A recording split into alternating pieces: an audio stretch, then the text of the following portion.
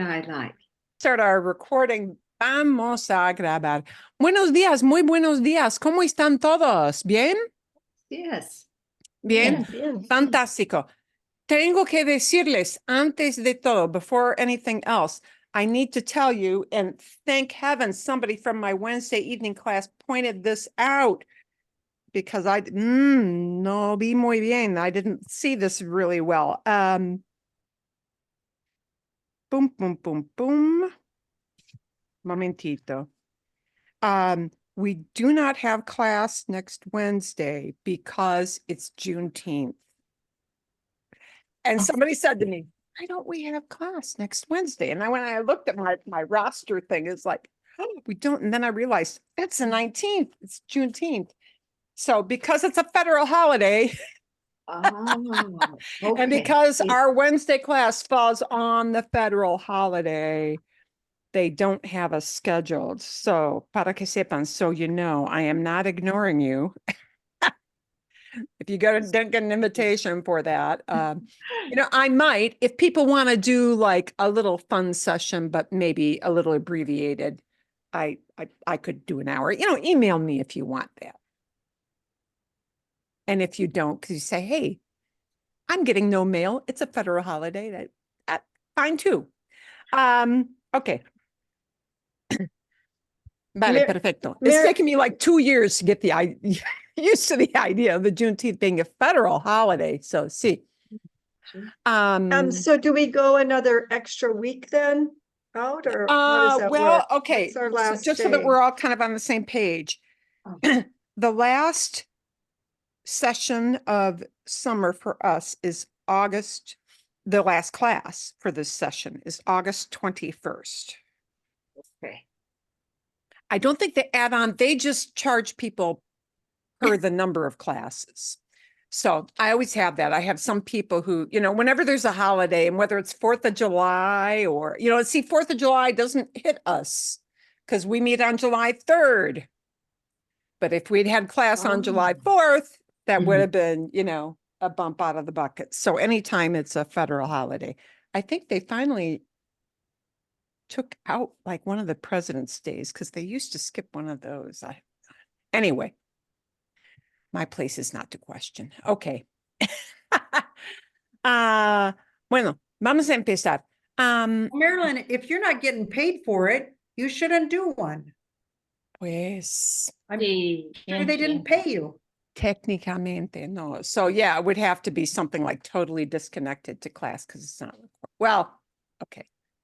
Not sure if anyone else, but I saw we don't have a class when the schedule was out. It said something about that, and I've already made plans to do something that day. Oh, So all right. maybe we should let's just go with the schedule. Because people have Sí. not planned anything. Yes, sí. Y un Okay. día de descanso para nosotros. Un Sí, día y de para descanso, puedo montar en bicicleta Sí. la semana que viene. Sí. Bueno, ok, vale. Settled. Muy bien. Vamos a hacer dos cosas hoy, dos cosas. Principalmente. Una pregunta de la semana pasada es una pregunta de hace, a question we had from last week, which we are going to look at today in just a little bit, is this question of hace phrases. Hace with a period of time. And hace is one of those odd verbs. Geez, there are so many of them. It's one of those odd verbs in Spanish that is combined into like a whole phrase thing, but you have to know how the words hang together. But because we are focusing this summer a lot on the past tenses and ways to maybe get over that hump, because that's a big hump for English speakers to get over. Perdón. The question of what tense plugs into the hace phrases does become kind of a crucial one because the meanings will change. So we're going to revisit that. We're going to, well, not revisit, we're going to look at that. And then we're going to look at the bigger picture of just reviewing past tense, past tenses, reviewing what you should focus on this summer, what should be kind of peripheral and you should just understand, but not maybe focus critically hard on, gee, I have to master this other past tense too. The two things that we should focus on are imperfecto and pretérito. Those are the key ones. Those are the key communication past tenses, but there are others. So we'll look at the big picture of why we have all these past tenses, because we have some of them, not all, but some of them in English too. And ways for you to kind of recognize them, but not have to force yourself to use them, and then focus on just the imperfecto and pretérito, as we should be, for communication. Okay. Adelante, adelante. Primero, había dos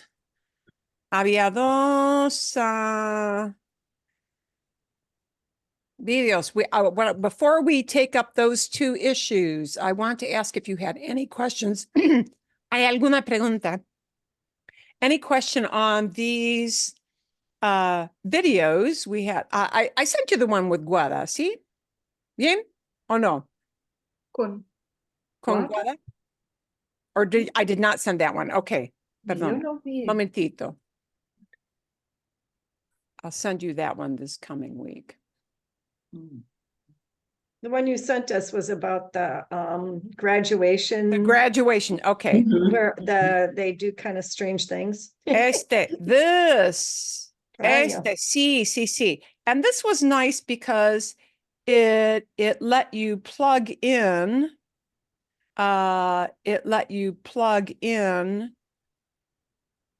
into the story. Sí, es la historia de la graduación, de tradiciones de los estudiantes que se gradúan de la universidad en Argentina. ¿Bien? Okay, esto, sí. Bien, and she had a helpful little fill-in-the-blank segment where she had regular vocabulary words and then interspersed with past tense words. So it was a mix. It was not all verbs with the fill-in-the-blanks, but some things there. ¿Hay alguna pregunta? Any kind of question on that? Any kind of question or no? Es más fácil de entender porque ella habla bastante despacio, ¿no? She speaks fairly slowly. That was a good pace for me, Okay, para mí. perfecto. Kathleen, pregunta. No entiendo exactamente.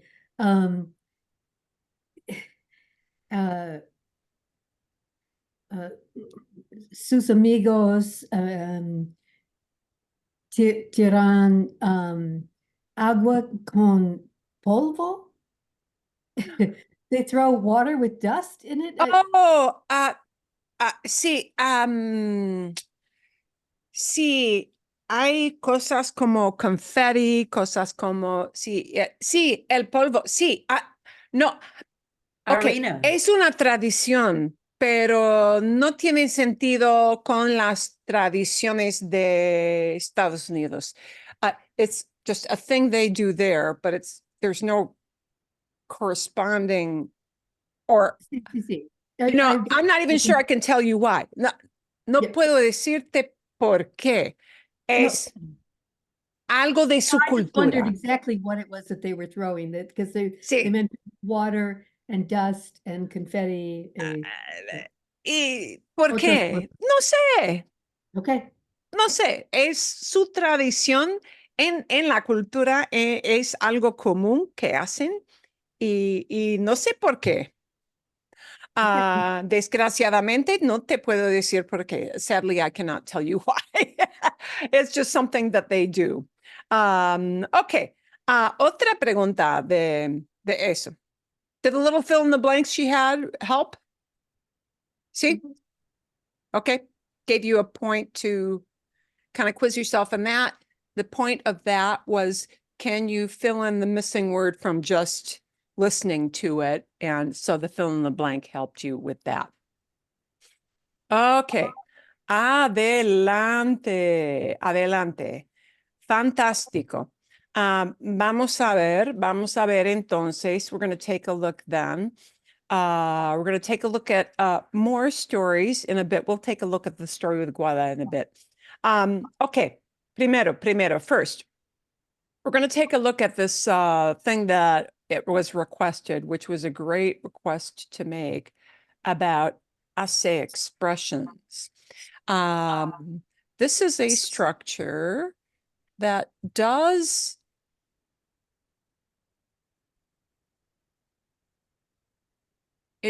turn on the kind of verb tense, be it present or past, therefore it plugs into our idea of past tenses that is used. And this is a very good description. I was going to take these separately, but this is done so well with it together that we're going to take a look, and I'll give you the link for this video to watch it again later in the email. Okay.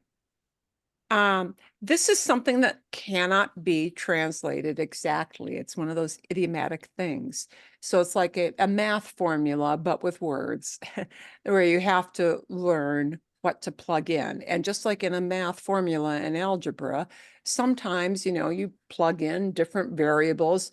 The two variables that we're going to plug in are going to be the time element and then the tense, be it a presente or a pretérito. And that will change the meaning, as you will see. Okay, vamos a escuchar. Hace time expressions. Hace time expressions are expressions that we're going to use to say one of two things, either for how long you've been doing something or how long ago you did something. Okay, so that's a key. How long you've been doing something, meaning it's still something that continues into the present. Marilyn, should we be seeing a video? Or Oh, you should. You are not? We're just seeing that title page. Oh, okay. Yeah. You can see the hace time expressions page. Yeah, Yes. she's going to move on. You'll see more. Okay. Okay. I want to make sure my Could share you- was working on Zoom. Marilyn, See, could you reiterate the second one? How long you've Sí. been doing something currently or it's ongoing? And then Right. what's the second one? hace with a time expression and que.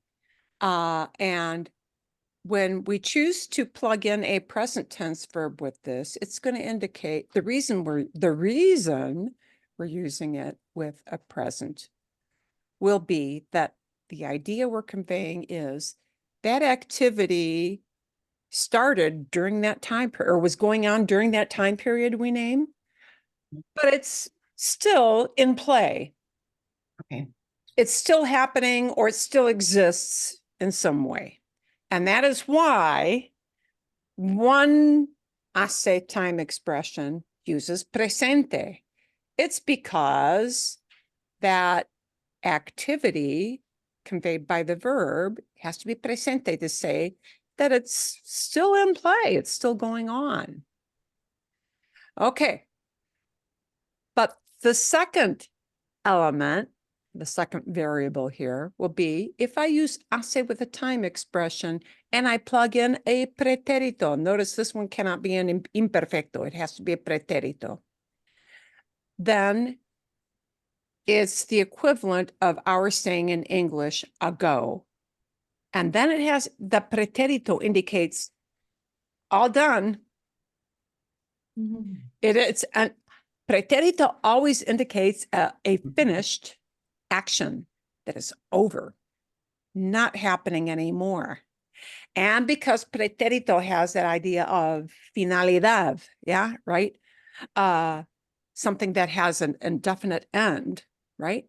That is why the pretérito is key there. But we have a word in English we use, which is ago. Mhm. And there is no Spanish word that means ago. To say ago, the idea of something happened long ago or 15 years ago or 15 minutes ago. Possible, right? We don't have the word ago. We have to plug in this series of words. Now, one other caveat I want you to think about a little bit. Sometimes when you say time expressions, time is maybe not super exact.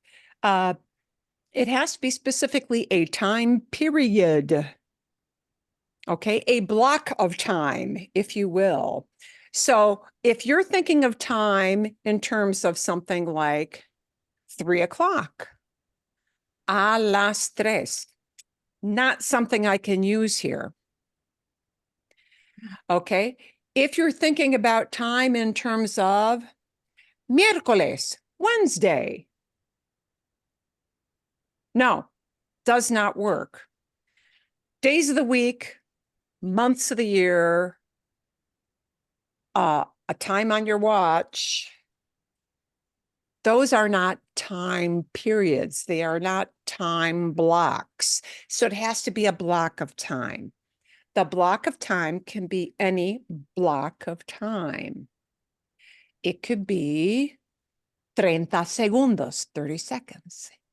It could be 30 minutos, 30 minutes. It can be 5 días, 5 horas, 2 semanas, un mes, a month. Not February, febrero, but un mes versus 2 meses versus 3 meses versus 5 meses. ¿Sí? Bien? Okay. It can be 4 años, 4 years. It could be 2 décadas, 2 decades. It could be un siglo, a century. It could be anything that is a block of time. But it can't be a day on the calendar. Yeah, Monday, Tuesday, Wednesday, Thursday. And it can't be a time on your watch. Yeah. Can't be a date on the calendar. It can't be a time on your watch. Does that make sense? It has to be a block of time. See, bien? So when we talk about a period of time, a lot of people get confused with time because, 3 o'clock is a time, but it's not a block of time. Okay, now I'm going to let her. It's going to be the same formula for both, except you're going to use the present tense to say for how long something's been going on, and you're going to use the past tense to say how long ago something happened. This is the formula you're going to use. You're going to start with the word hace, then you're going to say your time period, then you're going to add the word que, and then whatever it is that you've been doing or that you did a certain time ago. Okay, so let's look at the things that do not change in this formula. Hace is always hace. You're never going to use something that looks like hacemos. No, it's always going to be hace. Que will never change. Well, okay. If you flip the order, it might change. You'll see that later. That's not a big deal. But the que, obviously the que is not a verb. Okay, and it's not a noun. So que is just que. But what is variable, what is changeable is that time period, meaning a block of time, an amount of time, a chunk of time. And then what else can change is, of course, the verb, whatever activity it is that you're looking about. And that's going to be like your mini sentence part. That's going to be the part that has a conjugation of some kind. Okay. But we're going to look at the conjugation with presente right now. Okay. So the key here is if in this area you plug in the present tense, then you're saying how long you've been doing something.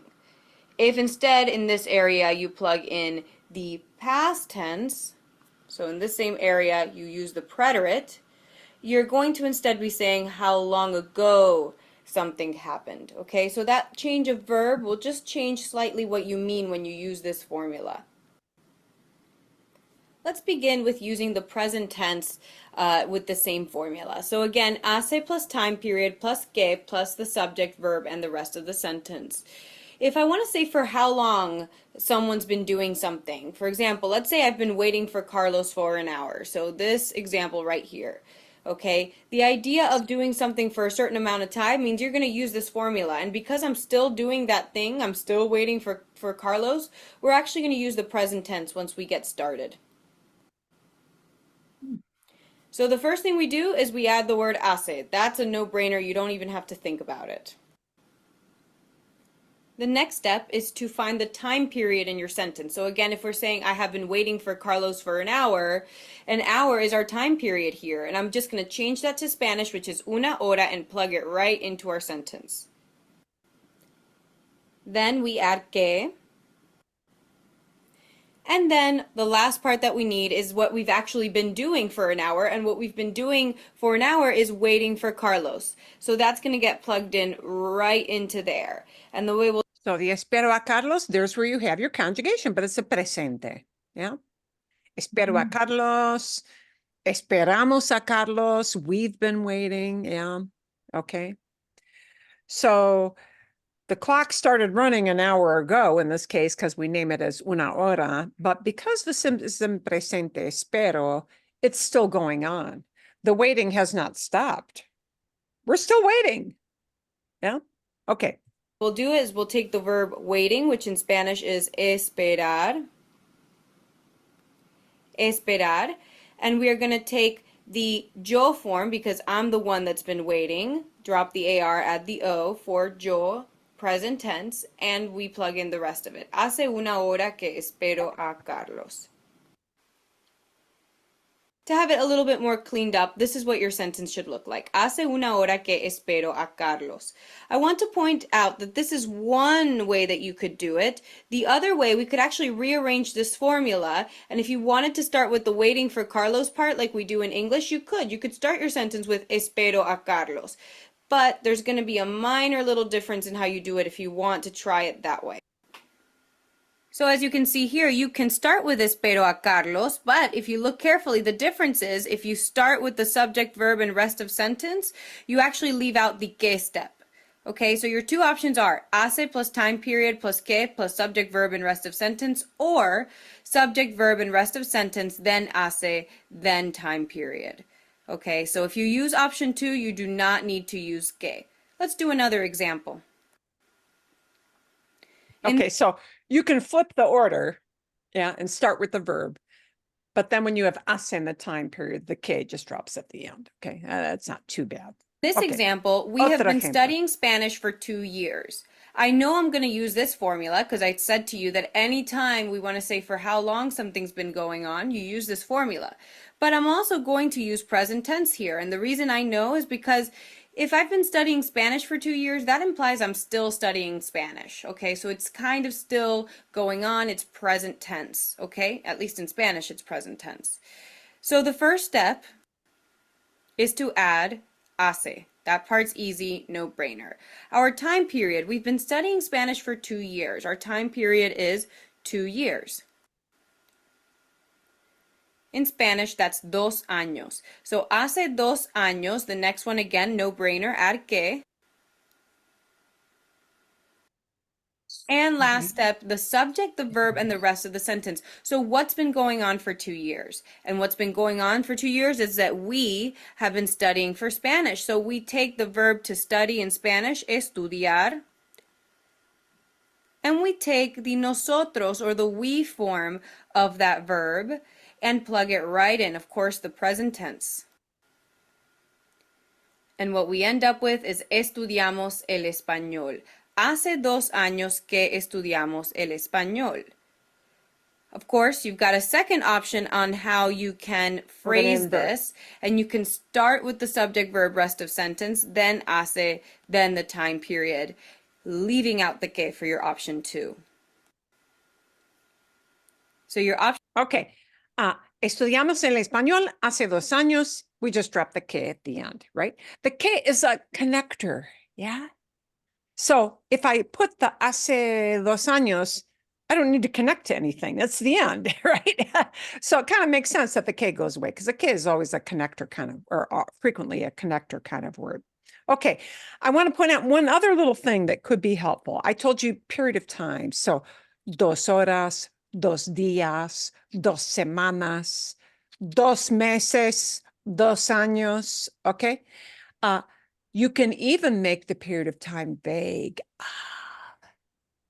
Como, por ejemplo, that period of time could be something like mucho tiempo, meaning a long time. ¿Cómo se dice a long time? I've been doing this a long time. Hace mucho tiempo. Ok, por ejemplo, mi esposo Guy trabajó con una bicicleta rota. He was fixing a broken bike. ¿Sí? Anoche. Anoche, last night. Anoche. Bueno, mejor decir, anoche mi esposo estaba arreglando o trabajaba con una bici rota. He was working on it last night. But if I walked out to him and said, hey, how long have you been out here in the heat? Hace mucho tiempo que reparo esta bicicleta. Hace mucho tiempo que reparo esta bicicleta. I've been fixing this bike for a long time. I've been fixing this bike for just a short while. Instead of mucho tiempo, it's poco tiempo. Hace poco tiempo que reparo esta bicicleta. You could even just say hace poco, or hace un rato. A rato is a while. Un rato. Yeah? Un bien rato, quite a while. Okay, bien. So keep in mind, besides the time period that's tagged on as like a 2 months, 2 years, 2 hours, it can just be a long time, mucho tiempo. It could be a short time, poco tiempo. Okay, bien. I'll let her go. Marilyn, Oh, To sí, Marilyn, estudiamos el pre- español. sí, dime. pregunta.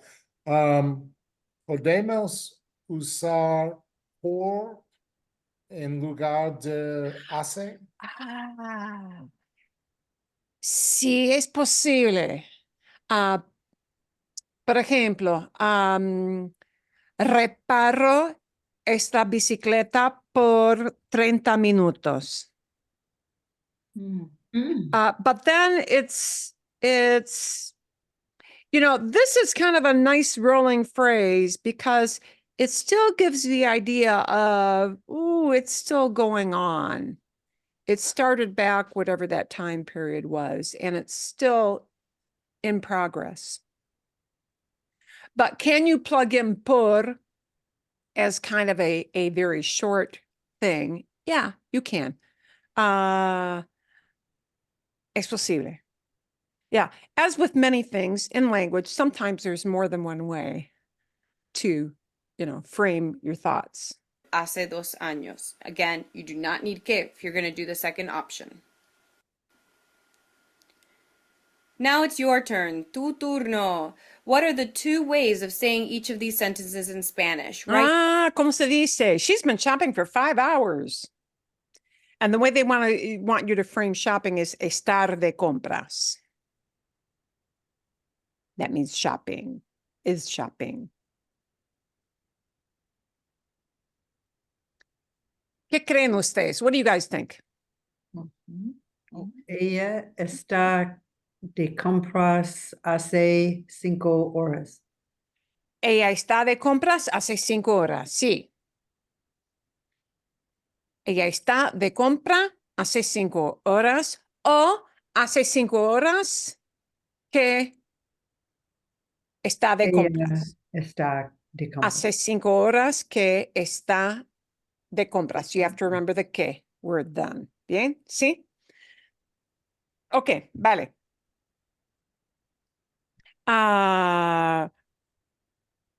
Bien. My parents have lived in Orlando for many years. They still live there. They have, yeah, they have. Well, this is saying it. Yeah, it doesn't say they lived a certain time ago and oh, they don't live there anymore. It's saying they've lived there this many years and they're still living there. That's why it has to be vivir en presente. My parents have lived in Orlando for many years. And here's another vague thing. It's not 5 years or 6 years. It's just many years, chunk of time. But Bárbara, sí. Okay. Hace muchos años que mis padres viven en Orlando. Exacto, sí. Hace muchos años que mis padres viven en Orlando. Hace muchos años que ellos viven en Orlando. ¿Ok? O mis padres viven en Orlando hace muchos años. Bien. Sí.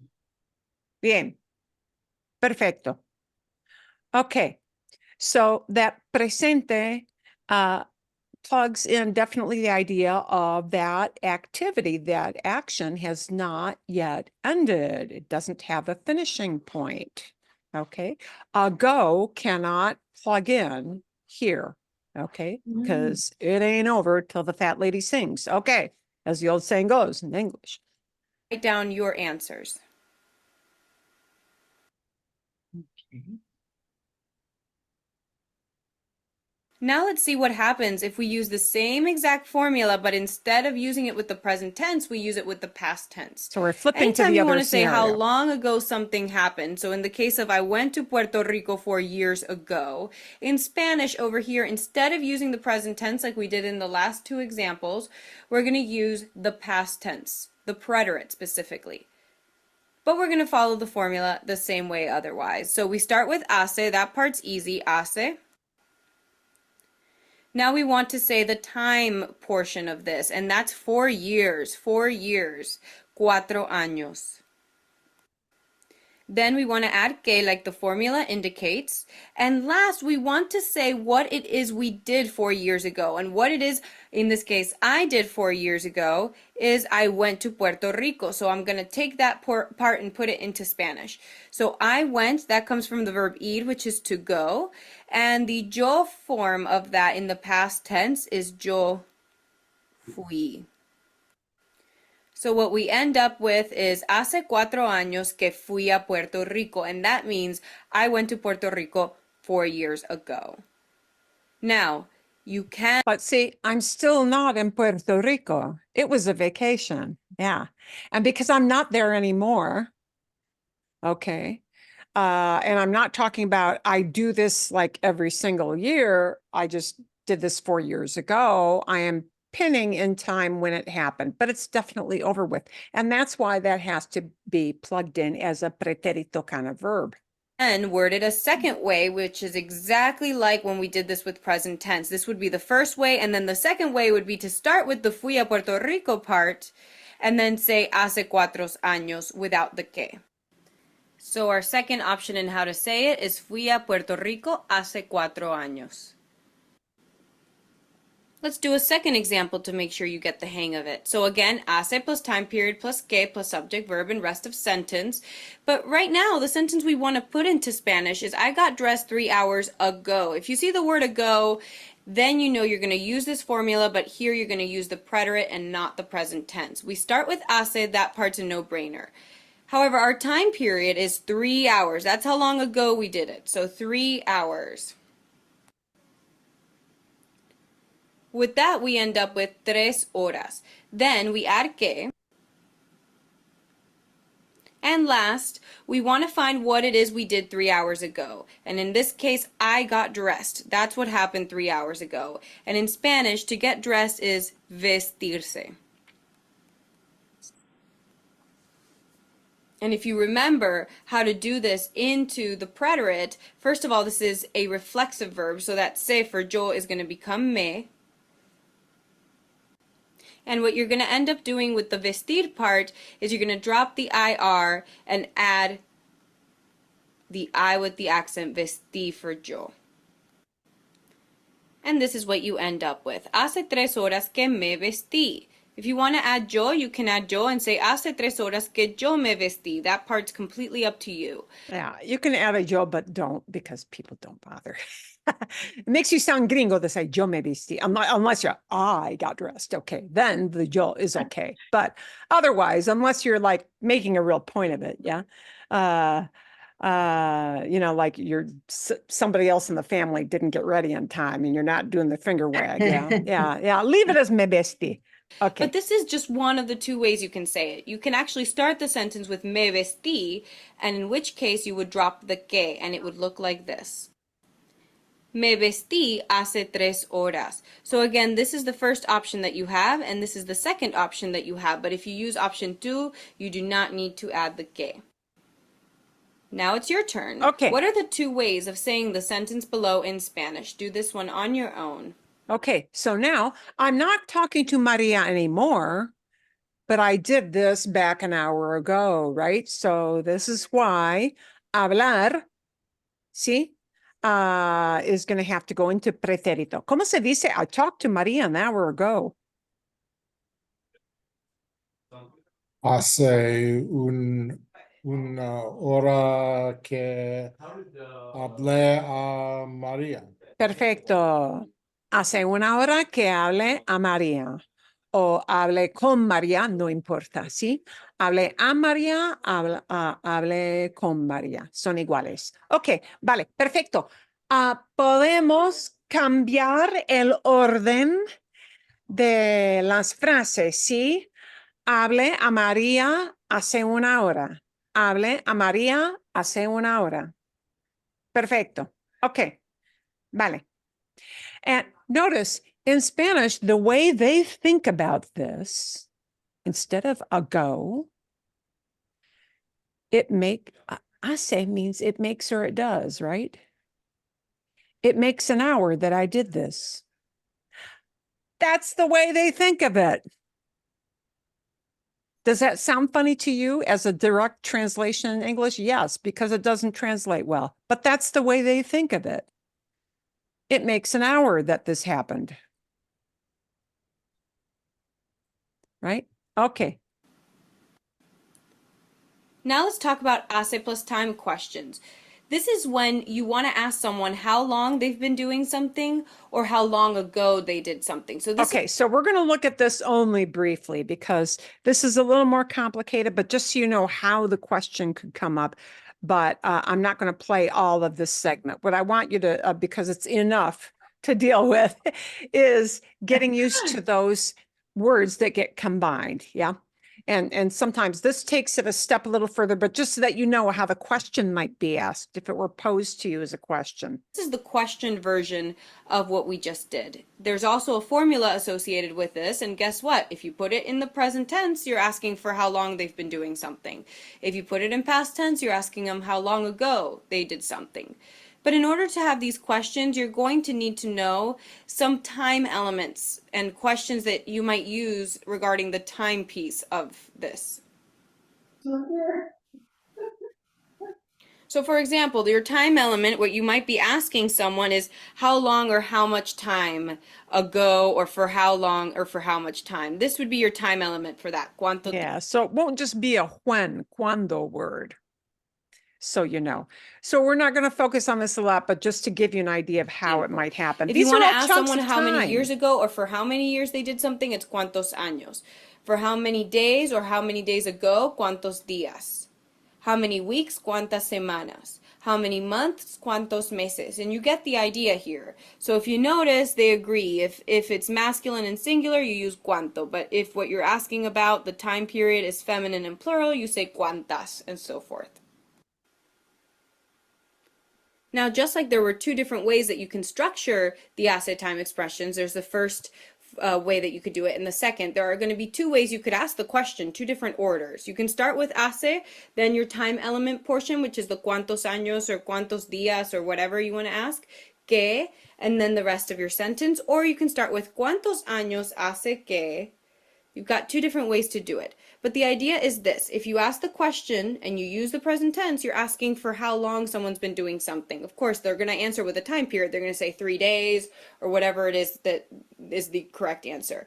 But if instead you use the past tense, you're going to ask how long ago someone did something, and in that case, they will also be answering with a time period. So let's try this example. Let's say you want to ask someone for how long they've been where they are. So you find something where it's not supposed to be, like say a dog on a dish, and you say, "How long have you been here?" Of course, that dog is still there, so you're going to use the present tense here. The big clue is if you see for how long, you know it's going to be present tense because they're still there. We start with hace to ask our question. And then we have to figure out our time element, okay? And our time element here is a little bit different than with the statements. The statements told you flat out 2 years, so-and-so. This is asking how long. So that's a pretty general one, but if you look on your list, how long is cuánto tiempo? ¿Hace cuánto So tiempo? hace cuánto tiempo, then we add the que part. And now we have to add the rest of the sentence, which is how long they've been here.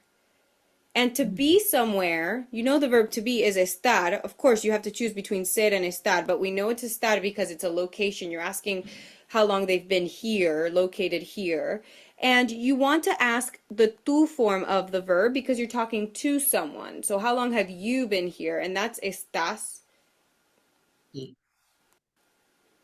And what you end up with is ¿hace cuánto tiempo que estás aquí? Aquí meaning here. You can word it this way, which is the first option, or you can use option 2. I actually find that option 2 makes a little bit more sense because you should start a sentence with a question word like cuánto. Yeah, and I agree with her on that. ¿Hace cuánto tiempo que estás aquí? ¿Hace cuánto tiempo que? But either of those does work. So I'm not going to focus on that, but just so that you know that presente versus pretérito with that same formula thing changes the meaning, right? And an ago always means it's over. Yeah. Okay, vale. Sí, sí, Marilyn? Lori. Question. So how would you answer that then? Would you just say like por 2 horas, or would you use the hace You could to answer short, it? you could. Es posible because we talk in fragments too. You could just answer with the element of time. 2 horas, 15 minutos, lo que sea, whatever it is. ¿Sí? Bien. Es posible. ¿Sí? Hace 2 horas que estoy aquí. I have been here for. Yeah. Hace 2 horas que estoy aquí. It makes 2 hours that I am here. It started 2 hours ago. It's still going on. Así, like that. Bien? Okay. Gracias. Does this twist as a question have kind of the same option as we had with just the statements where you could start with I guess, well, maybe you couldn't. ¿Estás aquí? ¿Cuánto Estoy tiempo? aquí. If I was asking the sí. question, yeah. And your idea of using a por there is actually a good alternative. Estoy aquí por, I've been here for, yeah. No, Mr. but I'm asking it as the form of the question. Can you flip it around like we did with the statements a few minutes ago, where you could start with these two examples she shows you are the, yeah, these are the flip. You need an hace. Hace cuánto tiempo? ¿Hace cuánto tiempo que estás aquí? You can start off with the hace, and if you flip it, the cuánto tiempo has to come up front. But the Okay, I cuánto guess- tiempo is a little bit more, yeah, I think it's a little more common. We're not. We're not on the same wavelength. Maybe, yeah, we're not quite on, not quite on the same Okay. page there. Okay, so when we were looking at just as statements, Mm-hmm. you know, we were saying like, hace 2 años que I did something, or I did something hace 2 años. Mm-hmm. So I don't see an option like that here where I could, you know, if I was in English, I could say, you've been here for how long? And in Spanish, I'm thinking that could be estás aquí hace cuánto tiempo? Ah, sí. Yeah, that, not so much. Okay, ahora entiendo. No, these two that you see. Yeah, and that's why the question thing is a little more complicated, and I didn't want to focus too much on the question thing.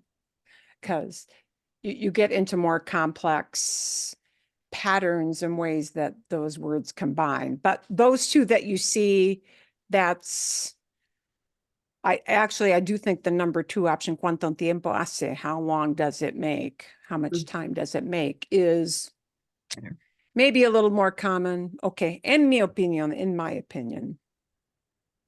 Marilyn, Okay, sí. una pregunta. If I'm understanding correctly, so hace, which is present, present tense, but you can use hace with this formula if your verb at the end is in present or past. Sí. Is because that's where I always got confused. I always thought it should be hacía, pero, you know, like hace 40 años que estuve en México. I was in Mexico that amount of time ago. Ago. The Sí, pretérito means that we use the idea of ago. ago. And I'm sí. not doing it anymore, or he's not doing it anymore, or whoever it is. But you still use hace, and We you still but if use you said hace. hace 40 años que estoy en Mexico means that you're still in Mexico. It means you're still in Mexico. Mexico. Hace cuatro, let's change it to 4 años, okay? Hace 4 años que estoy en Mexico. I have been in Mexico for 4 years, and I'm still there. But Mm. hace 4 años que estuve en Mexico. I was in Mexico 4 years ago for a vacation, a wedding, an event. Yeah, see? Oh, thank you, And- because I always thought hace had to agree with the past tense of the verb. Yeah, this Okay. little formula, hace formula. is always hace. Yeah. So, okay, vale, momentito. Bueno, gracias. Sí, yes.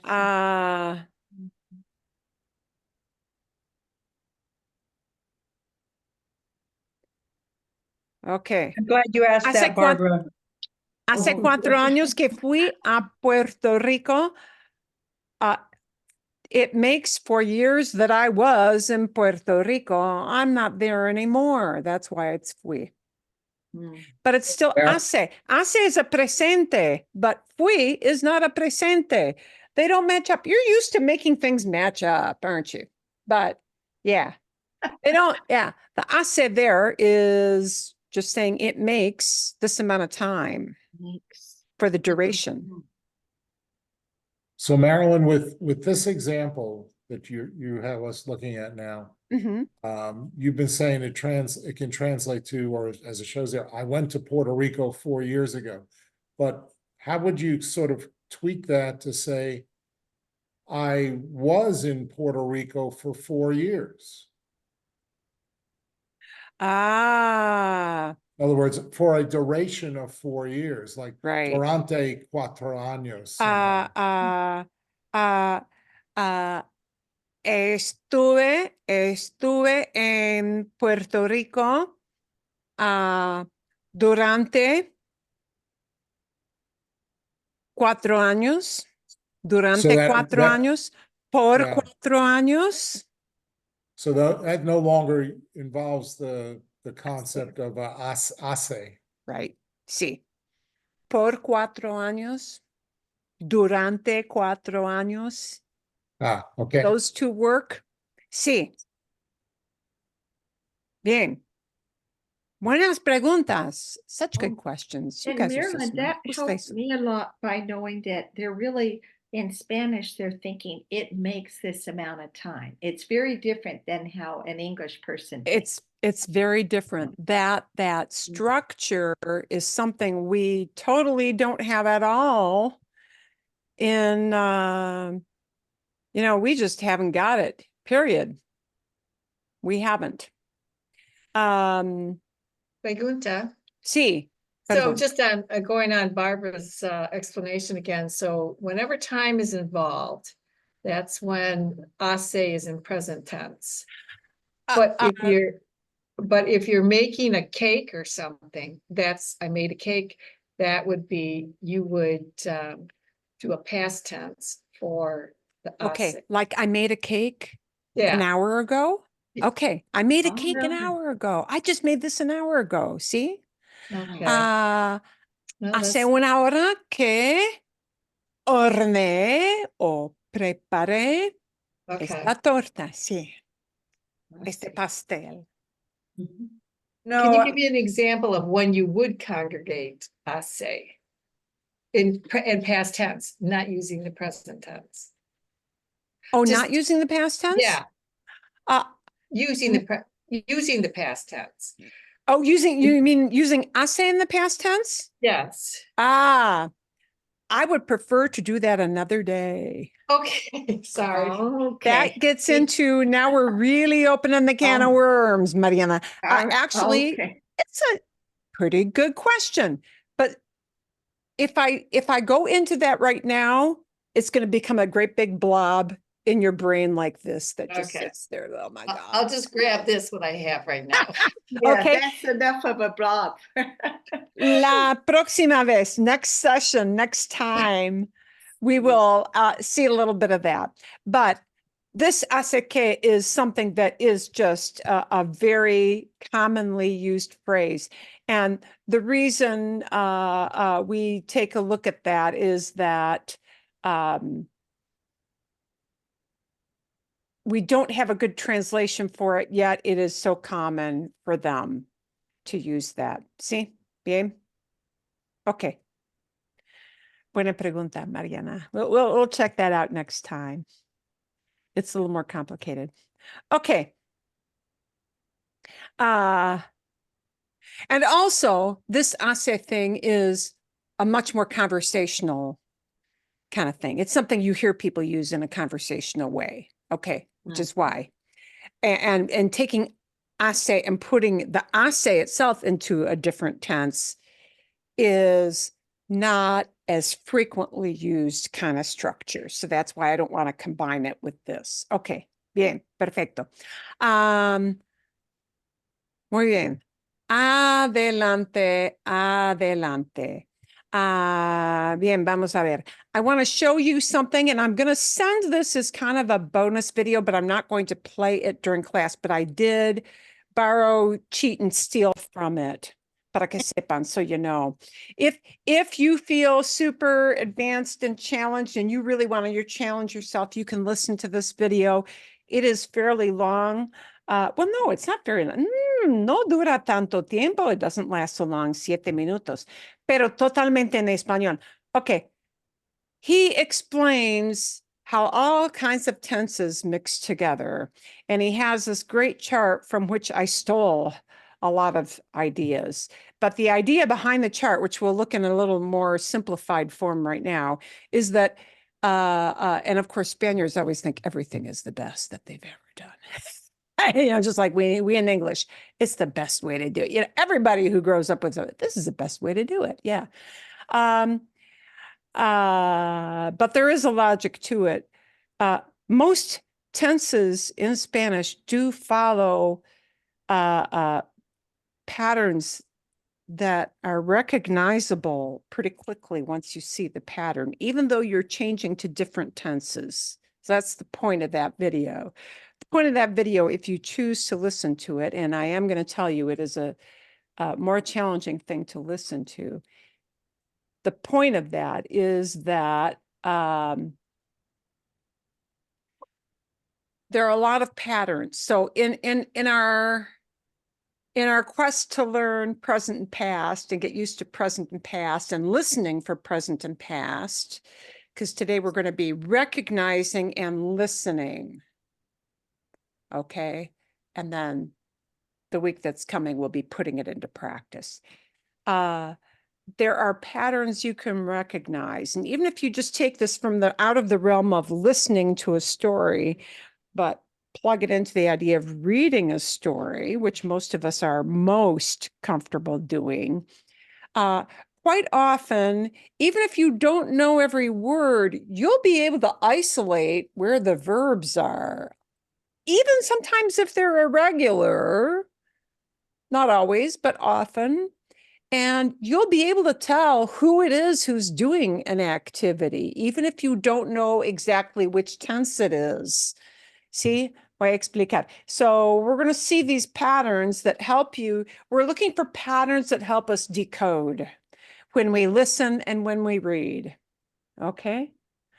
And I say they flow through 99% because there's one obvious thing that steps out of bounds. And I'll show you what that is. Okay. Voy a engrandecer esto. Wow, I got to make this bigger. Boom, boom, boom, boom, boom. And I'll send you all this so that you don't need to furiously copy it. Okay. All right. I kind of I did a beg, borrow, and steal from his video on that. The stuff that's in bold, it shows patterns that carry through to other tenses. Meaning in Spanish, there are a lot of cues or little letters used in conjugations. I know we have to memorize. Oh, I got to memorize present tense conjugations. I got to memorize pretérito conjugations. I got to memorize imperfecto conjugations. And then if you roll that whole thing out further, you got to memorize future tense endings and subjunctive endings. So here's what I'm saying. If you wad together all those tenses, there are certain patterns that still emerge that repeat, even though you're going from present to imperfecto to subjuntivo, subjunctive to any tense with the 1% oddball thing. You'll see what it is. Anything in bold means it's a pattern that repeats. Wow, I hope I did this right. Anything with the colors tells you it's isolating to like an AR, an ER, IR. And you know, sometimes ER and IR just join together and do the same thing, right? But in presente, they do some little variations, right? So, okay, here are the things that always repeat. So even if you listen to or read something, if you see these patterns, they're going to mean something across all the tenses. It's going to tell you who's doing it. The bold patterns are going to tell you who is doing it, who did it, who will do it, who maybe is doing it. Okay. Well, the yo is always this easy one in presente, right? If we look at presente, yo is just yo. Yo ends in o, and verbs that end in o are not masculine because verbs can't be masculine. Verbs that end in o in presente mean yo.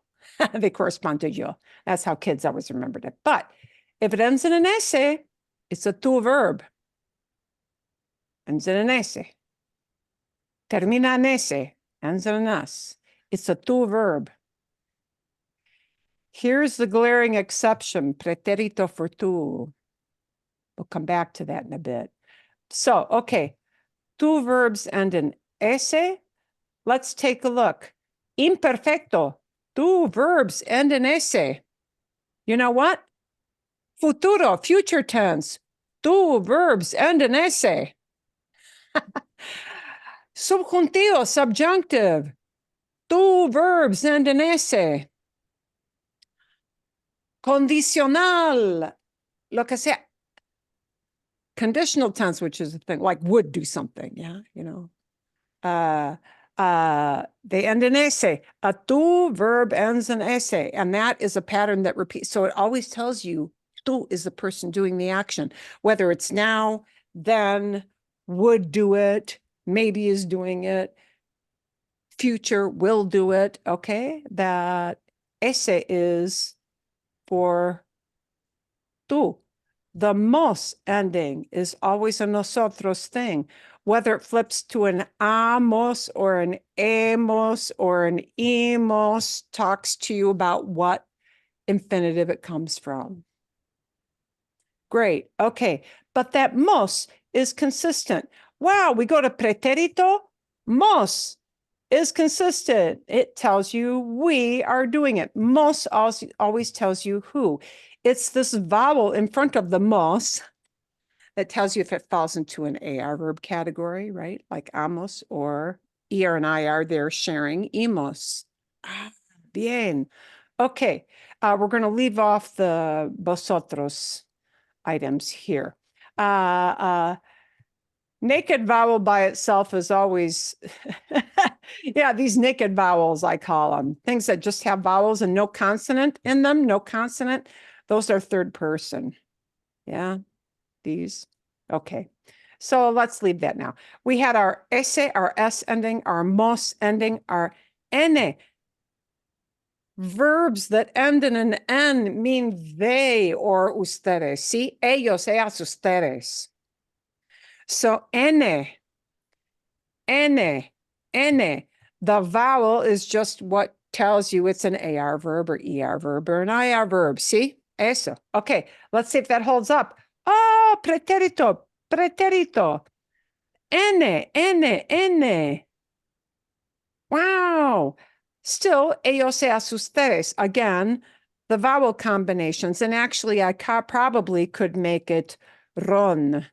I'm going to change this a little bit to a ron because that's probably more accurate. I'll change that color later, right? Aron, hieron. I'll change the ron and put the ron in there. Okay. And this holds true even for irregulars, right? Irregular preterite are the things that we all hate. We love to hate because there are so many irregulars, but even there, the mos hangs in there and that hieron hangs in there. And okay, so these bold letter things go a long way to showing us who is doing the activity. Imperfecto, same thing. N, right? Okay. And the imperfecto is always the easiest tense to conjugate because it is so beautifully regular, except for 3 little verbs. Okay. We'll come back to that another day. And so anything with an aba is an imperfecto, but the aba just uses the S for tú. It keeps the same thing for yo and él, ella, usted. Habamos, haban, right? But everything is based on an aba. And then we tack on these little things if we want to do a we, mos, an ese for tú, and ene for they, right? Imperfecto for ER and IR verbs are going to share the same forms all the time, and they are the ia verbs. So we have the aba, right, for ARs, and the ia. And the ia will stay ia. We just tag on those characteristic bold letter things to tell us who's doing it. Okay, so these are patterns that hold true. So here's the one outlier that does not hold true. Oh, I forgot to put this in there.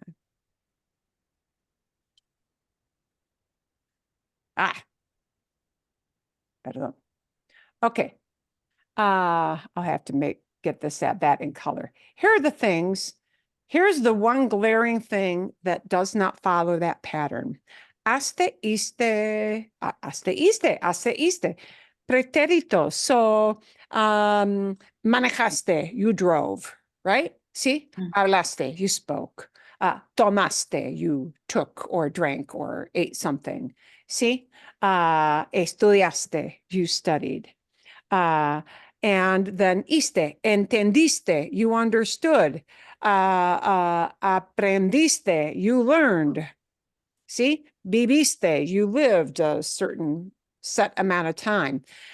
That doesn't carry an S at the end. You will notice that is the one, and in all those, that's the only one that really breaks the pattern. Here is what a dirty little secret I'm going to tell you, and this happens in Mexico and not so much in other places, I don't think. No, wait, I'm going to take that back. I think I've heard some Argentines say that they hear some Argentine people do this. Sometimes you will hear people saying this. Instead of manejaste, manejastes. You know what? That's wrong. It's like the ain't of Spanish. It's that kind of mistake. I ain't got no money. Sounds It's bad in the, English. it's the use guys. It's the use guys. Sí. Bien, Marco. Sí, perfecto. Okay. Yeah, you will hear people say that. It is, it doesn't really qualify to call that a slang. It is an error. Spanish speakers who hear that go, like we say, I ain't got no, or hey, use guys, yeah. Yeah. It sounds, should I go as far to say that, that they think it reflects on your educational level? Perhaps. Yeah, there may be some. See, so instead of comiste, ¿cuándo comiste? When did you eat? ¿Cuándo comistes? Yeah. It is not correct, but you will hear people do it. Well, why do they make that mistake? Why do they say the ain't of Spanish? Because in all the other tenses, that's what they're used to. And it just carries over. So you can see why that, and actually I had to think for a long time till somebody explained it to me, oh, that's why they do that. Yeah. I would have heritage speaker kids taking a class who already spoke Spanish at home. And I had one kid, he just chilled out through that whole thing of here's how we conjugate preterite, because he didn't care. He knew it, but he kept putting the S in and he flunked the whole test and it was bad. And Dad came in to talk with me and he said, oh, because he hears it at home and I know it's wrong, but he does it. And I said to him, listen, all you gotta do is listen. Just get rid of that essay. So yeah, it's fixable, right? Fixable. So there are our patterns, but here I'm gonna, okay, we're gonna take this one little step further, Here are the past tenses that we're not going to practice a lot, but you will hear examples of them. You will hear examples, okay? And this is what we call the perfect tenses. The things that we should focus on this summer are imperfecto, muy importante, pretérito, muy importante. That's the big divide. And that in and of itself is tough because in English, we don't have a great comparison. We do have some things that kind of compare, but we don't have conjugations that compare. We have ways of, we have expressions in English that compare, but not an actual verb ending that compares. Okay. The most important things for you to practice are pretérito and imperfecto, but you should know that you will hear, like sprinkled in like salt and pepper, these things that are called perfect tenses. And they're called perfect tenses because it goes way back to Latin. It means they use the verb haber. And it means that the only thing you're conjugating is the verb haber. Okay? But it's a compound kind of tense, meaning I need two words to make this up. Pretérito needs only one verb. Imperfecto just needs one verb, right? But with the perfecto, all the perfect tenses, you need to have two words working together, two verb words working together. And that means we only conjugate haber and nothing else.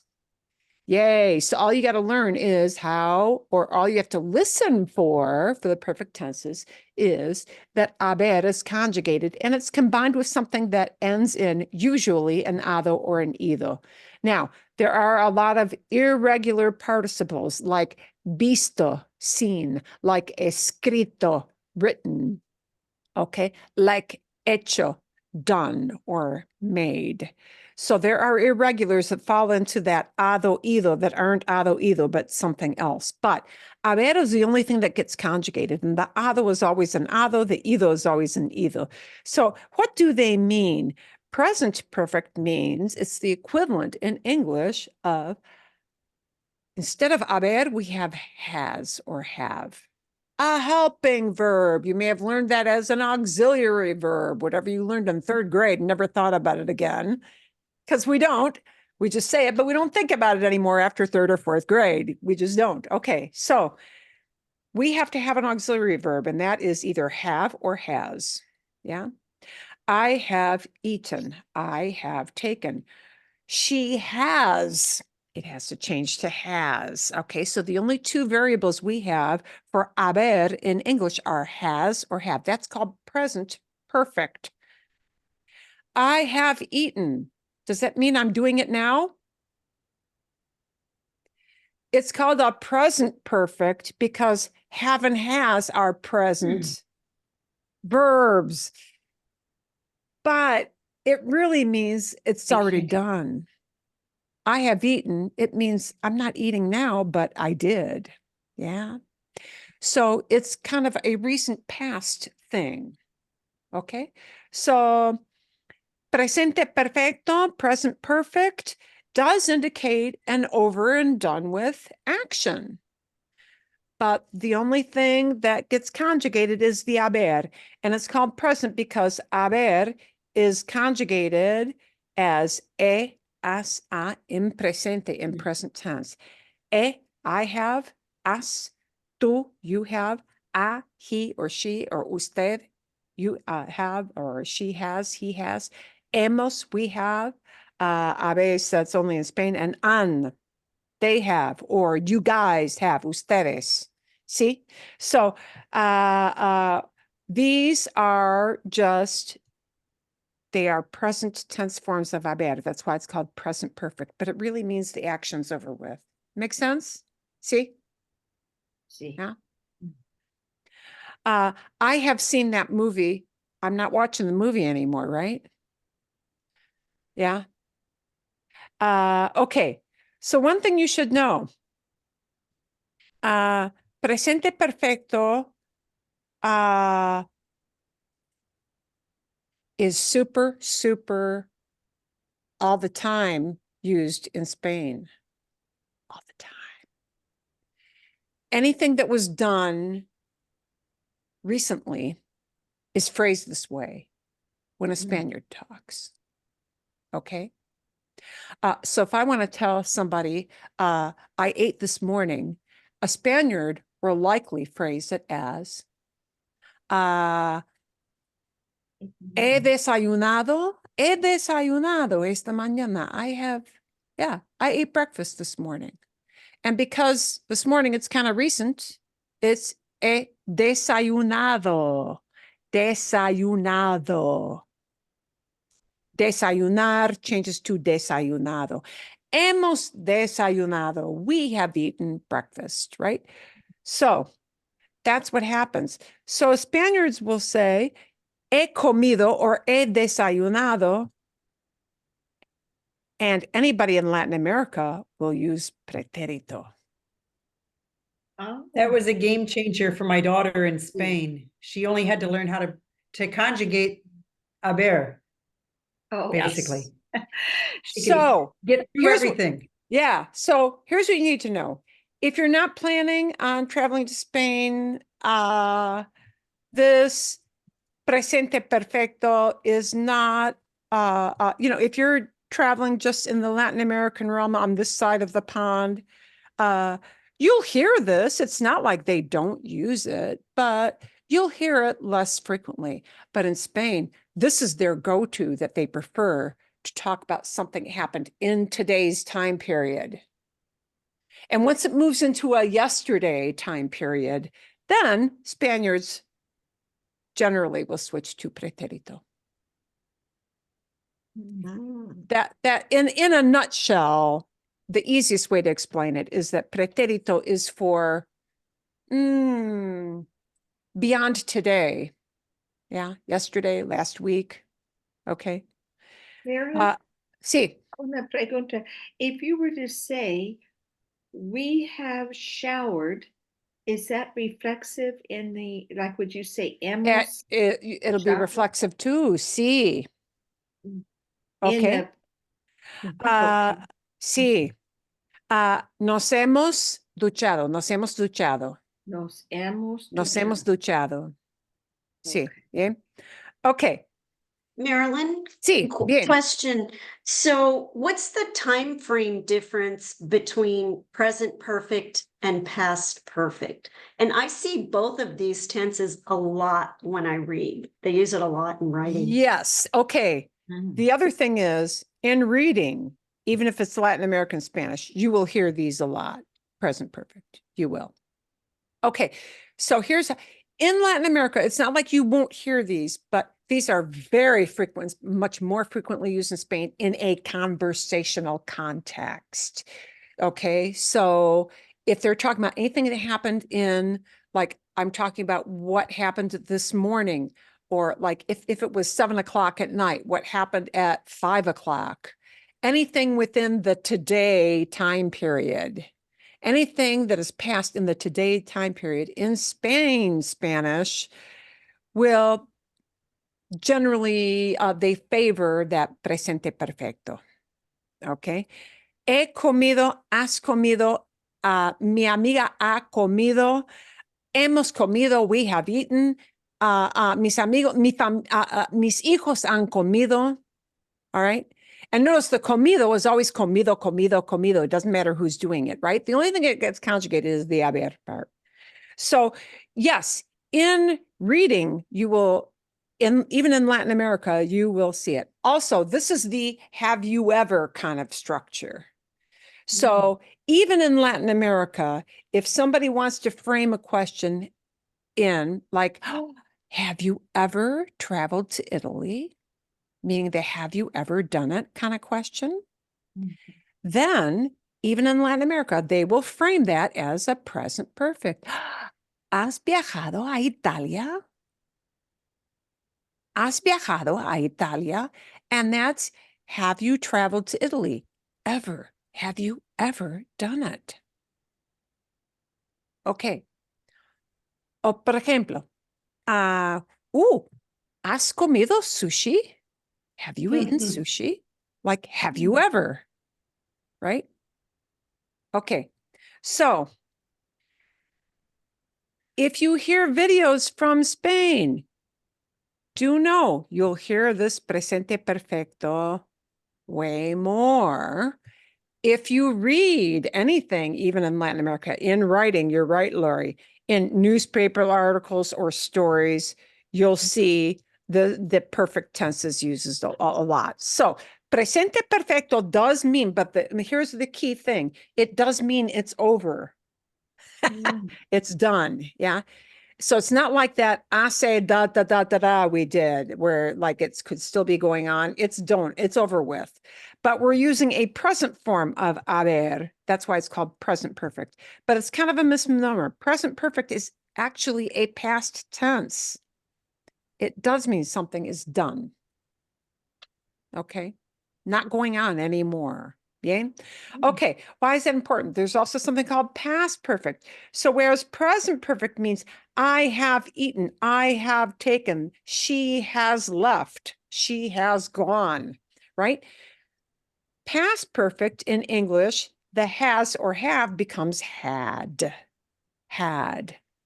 They had taken a trip back in 2000. All right. They had already eaten when grandma arrived. The boss had left. The boss had left before we closed up the office. The boss had already left before we closed up the office. Okay. Had. And in English, it's only had. I had, she had, they had, we had. That's all we got is the had. So what's going to happen? Whereas haber was all of these things, has, hemos, habéis, han, it's going to go into imperfecto to convey the same idea. But the nice thing is, haber is very regular for imperfecto. Había, habías, here comes the S. Había, yo and él, usted share the same because these are imperfect forms, right? And that's where the imperfecto shares. Habíamos, habíais in Spain, but we don't use that here in Latin America, in Latin American Spanish, and habían. So, había tomado, habías comido, había salido, habíamos tomado, habían salido. Okay, here's the important thing to know about why do you need to know this? Once this is the thing, it's really going to be, this is going to be like, like cayenne. It's only sprinkled in every once in a while. Like cayenne pepper. Yeah. Imperfecto, you're going to hear all over the place. Pretérito, you're going to hear all over the place, all the time, all the time, all the time, all the time. This is like the cayenne pepper. It's only sprinkled in here and there where you need it. Why?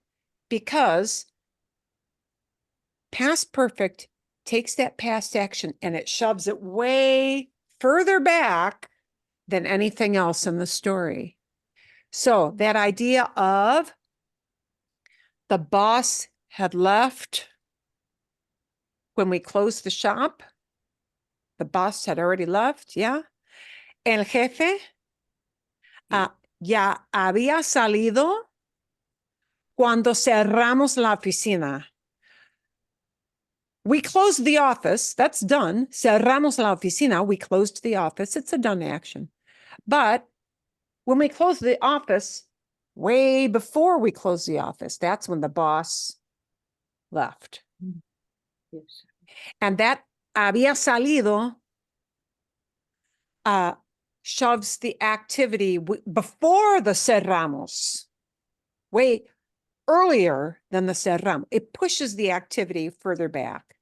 So you will see these in storytelling more than maybe cayenne pepper. Yeah. In storytelling, you may see a lot of this. So these perfect tenses are important really a lot in reading because they will come up a lot, right? But in speaking, especially this past perfect, well, it's really going to be sprinkled in as necessary. And it's only going to tell you, you know, something is being shoved way back on the timeline, right? Yeah, Marilyn? Like at the time of the dinosaurs came before the early mammals and before man, all that. Sí, Bárbara. Would it be like los trabajadores del banco habían salido cuando el ladrón entró el banco? Sí. Something like that. Like Yeah, something they've like already that. did Yeah, that. like he came in when everybody left the bank. Yeah. But Sí. when he came in and it's over with, he waited for all those employees to go. They already had done that activity before he came in. Yeah. On the Okay. timeline. It's a timeline thing. Okay. Name? Make sense? See? So these perfect structures, know that they exist. Know that even these follow these patterns of you can tell who it is who's doing the activity, right? But they exist on, you know, in different parts of the timeline as a general rule. But the things we're going to focus on the most are going to be the imperfecto and the pretérito. Bien, I'll send you that whole chart so you can kind of ponder it. You know, you may want to keep it handy when you read something. You just, I got to look at the chart. What is that? And, you know, you can make a quick association with it. ¿Sí bien? Okay. We're going to seek to do some things that will be listening to get our ears turned to understanding when things happened, recognizing these tenses in a story type of setting. Okay, that's our job for part of the week. And then I'll give you some little activities for next time to actually talk about things in the past. So we will actually put it into practice with you having speaking sessions in small groups for the week that is coming. La semana que viene. Let's listen to an easy short story on the way out. Oh, momentito. Now, I'm hoping she doesn't go too terribly fast. That's why I'm not assigning this one, because I can slow it down a little bit if we need to. And I'm going to leave the subtitles on. I'm going to flip between tenses. Definitely. See? Vas Sí. a acompañarme en un día de mi vida, un día normal. Hoy es miércoles. Okay. Today you're going to come along with me, come along with a company, but we would say come along with, right? You're going to come along with me on a day in my life, a normal day. A normal day. Today is Wednesday. Es un día entre semana. Es un día entre semana. It's a weekday. It's not between the week. It's a weekday. Es un día entre semana. De lunes a viernes, from Monday to Friday. Entre semana does not mean in between weeks. It means weekday, Monday through Friday. Okay. Y vas a ver cómo es la vida normal de una profesora de español online. Y todo esto, por supuesto, para aprender un poquito de español de manera natural. Esta mañana el despertador ha sonado a las 7:30. Oh, here she goes right into the Spanish thing. This happened in my today time frame. So I want you to see how that plugs in. Ha sonado el despertador. Despertador, tic tac, tic tac, tic tac. Despertador. It's a wake it up. It's a wake you upper. Despertador alarm. Alarm clock. Despertador. Because it wakes you. It's an alarm clock. Okay. Ha sonado. It has sounded, meaning it has gone off. Yeah. Media, el despertador, pero me he quedado en la cama. Me he quedado en la cama. I have stayed in bed. Okay. In Mexico, they would say sonó el despertador. They wouldn't say ha sonado. Yeah. Because she's talking about the today time frame. She's doing this. So I want you to see the contrast. Ha sonado in Mexico, they would say sonó. Sonó. It sounded off. See? And they would say me quedé. I stayed. Me quedé, but me he quedado. Cama hasta las 8:45 más o menos, porque me daba pereza levantarme. Me daba pereza levantarme. I was too lazy to get up. Oh. Me daba pereza. And she flipped this into, it's how she felt. So because this is not an event, if I felt lazy, it's a feeling. I don't know when it started, when it ended. It goes into imperfecto. Me daba pereza. Dar pereza means to give you the lazies. It gives me the lazies. Yeah. I was lazy. I was too lazy to get up. Me daba pereza Como levantarme. veis, uso un despertador analógico. Bueno, ahora es un poco más tarde, estoy grabando esto más tarde. Uso un despertador analógico. ¿Sabéis por qué? Uso ese despertador desde enero de este año porque fue mi propósito de año nuevo. Fue mi propósito, mi It was it was my goal. She had a goal for New Year's. Propósito, my purpose, my goal. objetivo para el 2024. ¿Y por qué? Bueno, pues porque antes me despertaba con la alarma del móvil y Antes, before, I used to. She means used to. And so she goes into imperfecto. Me despertaba con la alarma. I woke up with the alarm clock. See? Oh, but not the despertador. Alarma del móvil. Móvil. Phone. Her phone alarm, not an actual clock. See, oh, Lori, on mute. Oh, you're still on mute, Lori. Perdón. Is it imperfect because it was like something that she did every day waking up? Yes, this is why she chooses me despertaba. Antes me despertaba. Before, I used to do this. I didn't use an alarm clock. I used my phone. And she means she did it over and over again. She did it routinely every morning. Right? She didn't do it one day. This was her habit in the past. Habit in the past is imperfecto. Antes me despertaba con la alarma del móvil. I was waking up with my phone alarm.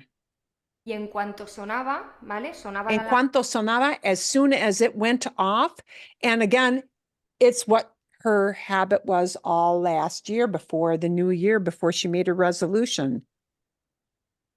I did this all the time. That's why she chooses sonaba. Sonaba, it went off, right? Sonar means to sound, right? We say an alarm goes off. The alarm doesn't sprout legs and walk off your nightstand, right? But in English, it goes off. In Spanish, an alarm sounding, it has to make a sound. And that's why sonar works on sound waves. Oh, look at how all this connects. Okay, here you go. alarma del móvil, cogía el móvil y me ponía a mirar Instagram. Me ponía, I would start to look at my phone right away. She's trying to break a bad habit or something she perceives as a bad habit. Correo electrónico, los mensajes de WhatsApp, ¿no? Y desde el primer minuto del día And from the first minute of the day, estaba con el móvil, I was on the phone. It's a definite habit, Lori. Estaba.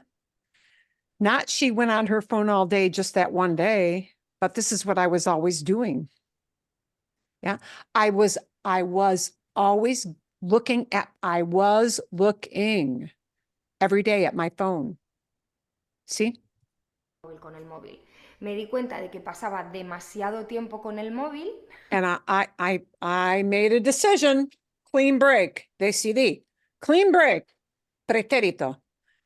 I decided no more of that. Y decidí cortar ese problema. I decided to cut that out. Cortarlo. Pum, pum, pum, pum. No más, no more. Y desde enero de este año, el móvil. And since, desde enero, since January this year. Se queda fuera de mi habitación. Since January, the phone is now outside of my room, my bedroom. Yeah. Cuando me voy a dormir y además intento no usar el móvil durante la primera hora del día. Intento no usar. I try. Intento here means I try. I try not to use my phone for the whole first hour of the day. But she flips to present because now she's talking about what her habit is now. I try every day. And now she's talking about a daily habit that's current, as opposed to what before I used to wake up with my phone alarm, which is imperfecto. Okay. So the tense she chooses, tells you this was a habit in my past, imperfecto, versus this is a habit I have every day, which changes to presente. Interesante. So listen to this again. I'm going to go way too over. I'm going to let her finish this idea a little bit here. Una hora desde que me levanto, ¿vale? Sin usar el móvil. A veces lo consigo y otras veces no lo consigo, ¿vale? No soy perfecta. Después de levantarme, he desayunado, he tomado un desayuno bastante. And here she's doing the Spaniard thing of I ate breakfast and it's today. So she uses that presente perfecto. So be aware that can happen. bastante típico aquí en España. Una tostada con tomate, ¿veis? No Es un desayuno muy típico en España.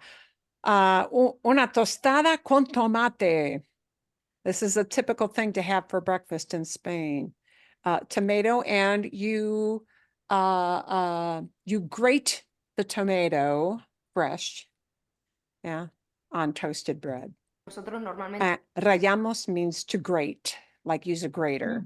Shred it. rallamos el tomate, ¿vale? Tomate rallado con aceite de oliva y sal.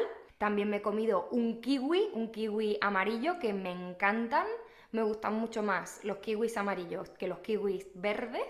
Y me he tomado un café con leche. Como veis, me gusta batir la leche para que crezca y se haga todo así como espuma. I like to beat the milk so that it grows, crezca, para que crezca, so that it, foams up.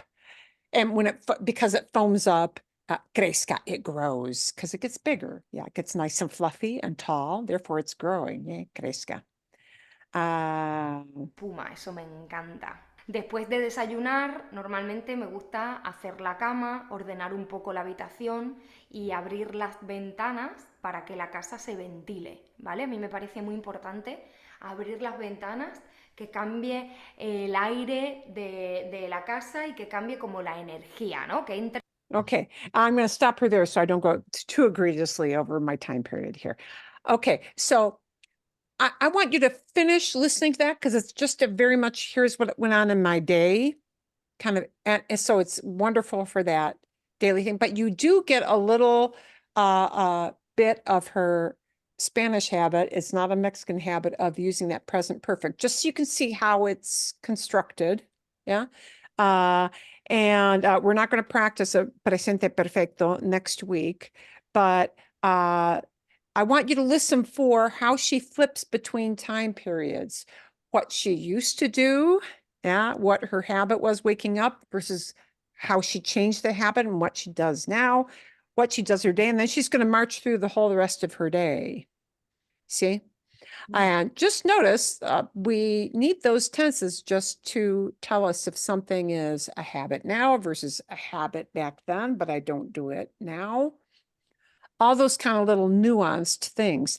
And you'll have a couple of things to listen to, and then I'm going to give you some prompts for talking in the past. See? Bien? Some things to come in and talk with smaller groups. Bien? Bien. Todo bien? So today is kind of like getting our framework, set up. And next week, we'll take some baby steps with speaking in the past. And if you've got questions before I send you off into groups and do that, then, we'll do one big example all together and the rest you'll do in smaller groups, but you'll have a chance to ask before you start that practice. ¿Sí? ¿Todo bien? Todo bien. Gracias. De nada, de nada. Fue un placer. Magnífico. Y entonces nos vemos. La semana que viene no, pero guay. Hace 2 semanas. Hace 2 semanas. Sí, en 2 semanas, sí. El 26. El 26 de junio. 26. Ok, a ver. Bueno, fantástico. A ver, nos vemos. Thank you. Cuídate mucho, Gracias. mucho. Carrie, I hope my response made sense to you.